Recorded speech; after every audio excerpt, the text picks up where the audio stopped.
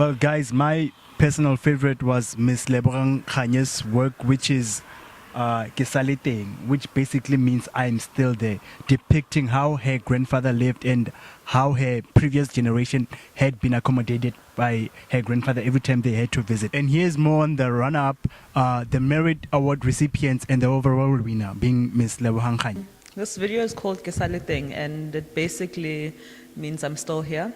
And it's about my family history, more specifically my grandfather, who's the central figure in the video. And the reason he's the central figure is that my family, as I was traveling around South Africa trying to locate my family and find out what our actual surname was, everyone told me these amazing stories about my grandfather.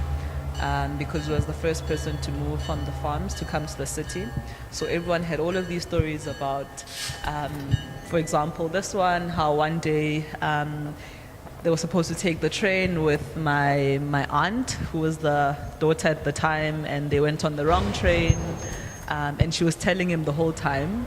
And this is about how he would make her cut his nails, like on the weekends.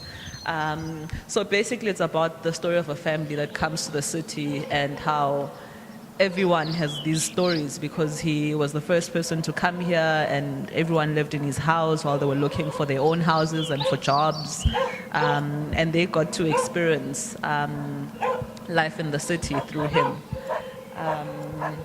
So the process is, I come from a photography background, so that element is there.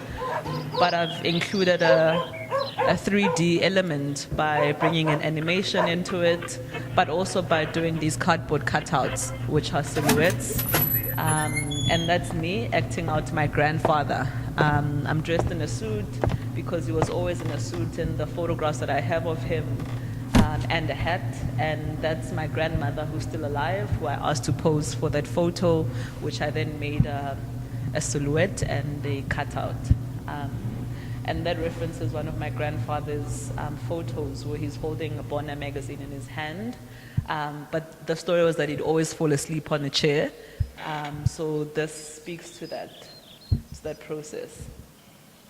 But it also interrogates our family structures because it speaks also about his relationship with my grandmother, but also about the surname as well, because in as much as they married, but their surnames are spelled differently. So I think it's a South African story, it's a common story, but it's unique to us South Africans.